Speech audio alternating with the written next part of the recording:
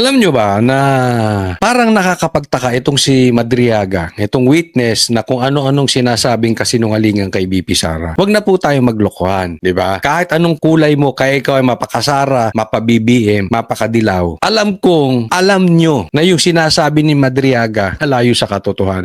Kung nag-iisip ka lang tunay ha, yung hindi mo hindi mo niloloko yung sarili mo. Alam mo, sinungaling to si Madriaga. Pero ang tanong, bakit ang lakas ng loob ni Madriaga sabihin yung kanyang mga pagsisinungaling? Ito po, ipapakita ko po sa inyo. Naghain ng reply affidavit sa Office of the Prosecutor sa Taguig ang abogado ni Vice President Sara Duterte na si Attorney Paulo Panelo bilang sagot sa counter affidavit ni Ramil Madriaga.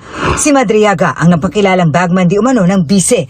Sabi ni Panelo, hindi nasagot ni Madriaga ang mga ebidensyang nakalatag sa complaint affidavit ng bise. Imposible yung mga pinaparatang ni Ramil Madriaga laban sa kanya. Nung naglatag siya ng karagdagang ebidensya, lalo siyang nadiin kasi na-discover namin na nagsisinungaling na naman siya. Kabilang sa mga sinagot ng bise sa kanyang 18 pahina ng reply affidavit, ang naunang pahayag ni Madriaga na kung hindi siya close sa bise, bakit kasama raw siya sa isang political meeting? Dahil kampanya po nun at may COVID pa, nasa gitna ng pandemya, kaya talagang virtual meeting ang paraan para makipag-meeting sa mga supporters at napakadami po niyan kaya hindi po maaasahan na matatandaan ni VP Sara lahat ng mga grupong sumusuporta sa kanya. Ito yung sinasabi ni Panelo na bakit daw kasama, sinasabi ni Madriaga, kasama siya sa group meeting. Doon pa lang kasinungalingan. Sabi kasi nitong si Panelo, Attorney Panelo, pandemic yon, so virtual meeting lang. Alam nyo po, isa po ako doon sa kasama noong sa Zoom meeting din ni BP Sara na yung binanggit niya na patungkol dito sa na pag may nangyari sa kanya, meron na siyang inutusan na para papatay dito, di umano dito kay Bongbong, kay Lisa, at saka kay Martin. Pero alam nyo, hindi naman ibig sabihin na kasama ako dun sa Zoom meeting na yon, malapit ako kay BP Sara. Hindi po ganun. Kasi po yan, yung link na yan, kinakalat lang yan sa group chat doon sa gustong makapagtanong sa BP. So normal yun, no? Hindi ibig sabihin close ka na. Alam mo to si Madriaga, gusto ko kang patanong, kapatid nyo ba ito? Kasi tipong kung sumagot, kung tipong sobrang close siya kay PRRD, parang kapatid itong si Madriaga, kaya nga napaka-sobrang kalokohan Yan po yung pinapatunayan dito ni Attorney Panelo. Napakadami po nang nag-attend dito, 92. At least 92 po yung attendees. So kala niya special na siya. 92 yung tao ron. Ganyang kakatapang magsinungaling, di ba? Anong dahilan? Pero yung ganyang katapang magsalita, magsinungaling, okay lang yan. Habang protektado ka ng mga kasabwat mo na politiko na sinasang-ayunan lahat ng sinabi mo. Tipong pati iyak mo gustong nire-record. Pero pagdating sa korte, hindi ubra yung paiyak-iyak mong ganyan. Hindi ka kakampihan ng korte. Hindi ka papansinin ng mga justices, ng mga judge. Hindi ubra yun. Walang politika dyan. Sabi pa ni Panelo, bukod sa paiba-ibaan niya ang mga pahayag ni Madriaga, may ebidensya rin anya ang kampo ng bise na nagpapatunay ng motibo ni Madriaga. Isa na nga rito ang text message umano ni Madriaga sa dating tauhan ni VP. Nolasco, sabihin mo na lang na yung confidential funds sa akin mo ibinigay at ako na lang magpapaliwanag kung saan ko dinala. Huwag ka mag-alala sa akin, hindi makakalabas ako ng kulungan kasi mag-state witness ako laban kay VP Sara.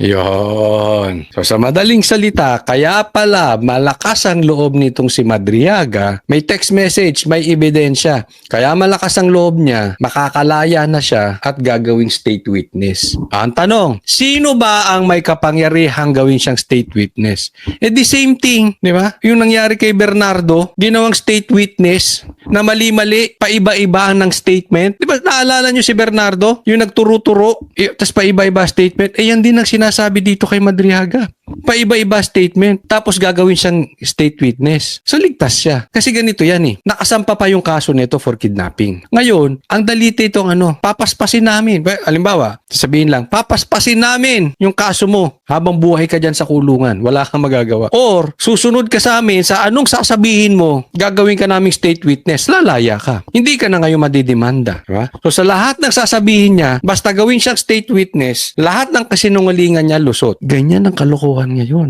O ikaw, siguro baka magtawag sila dyan sa kanto. O ikaw, halika. Anong ginagawa mo dyan? Bumili po, suka. O, halika. Tara, eto sasabihin mo. Gawin ka namin state witness, ito pera. Pwedeng ganon. O kaya magtawag ka ng politiko. O ikaw, andahin mong kaso, gago. Ha? May kaso pa yung asawa mo. Ha? Damay sa flood control. Damay asawa mo! May flood control, 1 billion. Pag pinitpit namin ang betlog mo, lagot ka. Gusto mong tumahimik kami sa kaso ng asawa mo? Eto, sabihin mo ha, gawain eh. May nangyayari. Hindi ko sinasabi na ginagawa nga ng gobyerno, pero nakikita mo. Ayun yung sinasabi ni Recto, gagawing state witness. Hindi ka na mahahabol, di ba? Anong gagawin mo? Kaya nga ang daming tahimik ngayon. Ang tahimik ngayon, patungkol sa flood control, asahan ninyo, may sabit na tinataguan. Or, nakikinabang sa malita. Kasi obvious naman yan. Huwag tayong maglokohan. Alam ng mga politiko, sino yung mga magnanakaw dyan. Bakit tahimik? Yun na, may sabit or nakikinabang sa maleta. Sinusubukan namin kunin ang panig ng kampo ni Madriaga kaugnay nito. Lagot ka Madriaga. Kaya gusto ko sana ipatawag din to sa impeachment pagdating sa Senado. Kasi sa Kamara, protektado hindi mo pwedeng tanungin. Kaya duda ko baka hindi ito ilabas sa Senado. Kasi pag pinagtatatanong to sa Senado, pag sinungaling ka magkakabuhol-buhol yung facts mo. Pustahan, itatago yan. Alam nyo ba na parang nakakapagtaka itong si Madriaga, itong witness na kung ano-anong sinasabing kasinungalingan kay BP Sara. Wag na po tayo maglokohan, di ba? Kahit anong kulay mo, kaya ikaw ay mapakasara, mapa-BBM, mapakadilaw. Alam nyo na yung sinasabi ni Madriaga layo sa katotohanan. Kung nag-iisip ka lang tunay yung hindi mo niloloko yung sarili mo. Alam mo, sinungaling to si Madriaga. Pero ang tanong, bakit ang lakas ng loob ni Madriaga sabihin yung kanyang mga pagsisinungaling? Ito po, ipapakita ko po sa inyo. Naghain ng reply affidavit sa Office of the Prosecutor sa Taguig ang abogado ni Vice President Sara Duterte na si Attorney Paulo Panelo bilang sagot sa counter affidavit ni Ramil Madriaga. Si Madriaga ang napakilalang bagman di umano ng bise. Sabi ni Panelo, hindi nasagot ni Madriaga ang mga ebidensyang nakalatag sa complaint affidavit ng bise. Imposible yung mga pinaparatang ni Ramil Madriaga laban sa kanya. Nung naglatag siya ng karagdagang ebidensya, lalo siyang nadiin kasi na-discover namin na nagsisinungaling na naman siya.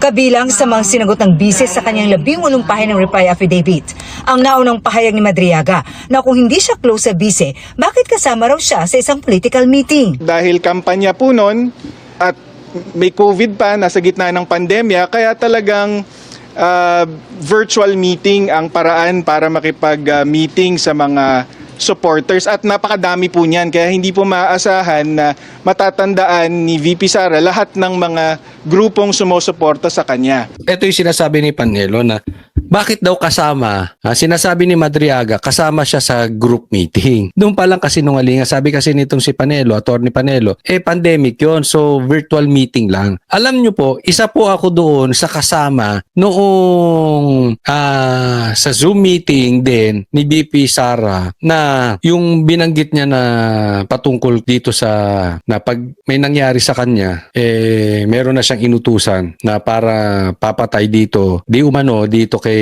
Bongbong, kay Lisa at saka kay Martin. Pero alam nyo, hindi naman ibig sabihin na kasama ako dun sa Zoom meeting na yon, malapit ako kay BP Sara. Hindi po ganun. Kasi po yan, yung link na yan, kinakalat lang yan sa group chat doon sa gustong makapagtanong sa BP. So normal yun, no? Hindi ibig sabihin close ka na. Alam mo to si Madriaga, gusto ko kang patanong, kapatid nyo ba ito? Kasi tipong kung sumagot, kung tipong sobrang close siya kay PRRD, parang kapatid itong si Madriaga, kaya nga napaka-sobrang kalokohan. Yan po yung pinapatunayan dito ni Attorney Panelo. Napakadami po nang nag-attend dito, 92.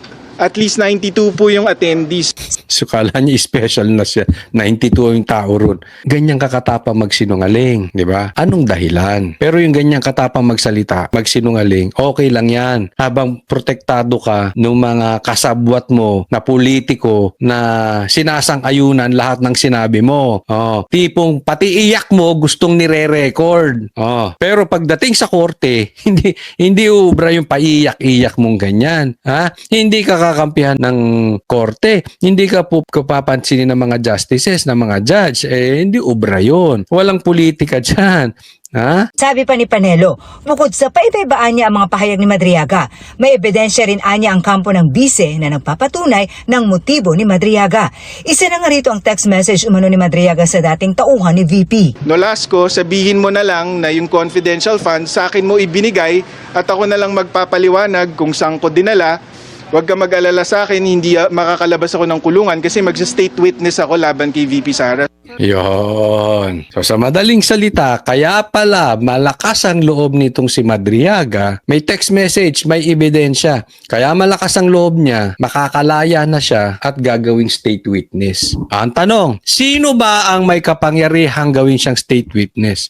The same thing, di ba? Yung nangyari kay Bernardo, ginawang state witness na mali-mali, paiba-iba ng statement. Di ba naalala nyo si Bernardo? Yung nagturo-turo, tapos paiba-iba statement. Yan din ang sinasabi dito kay Madriaga. Paiba-iba statement, tapos gagawin siyang state witness. So ligtas siya. Kasi ganito yan eh. Nakasampa pa yung kaso nito for kidnapping. Ngayon, ang daliti itong papaspasin namin. Halimbawa, sabihin lang, papaspasin namin yung kaso mo habang buhay ka dyan sa kulungan. Wala kang magagawa. Or, susunod ka sa amin sa anong sasabihin mo, gagawin ka naming state witness, lalaya ka. Hindi ka na ngayon madidemanda. Diba? So sa lahat ng sasabihin niya, basta gawin siyang state witness, lahat ng kasinungalingan niya lusot. Ganyan ang kalokohan ngayon. O ikaw, siguro baka magtawag sila dyan sa kanto. O ikaw, halika. Anong ginagawa mo dyan? Bumili po, suka. O halika. Tara, eto sasabihin mo. Gawin ka namin state witness, ito pera. Pwedeng ganon. O kaya magtawag ka ng politiko. O ikaw, andahin mong kaso, gago.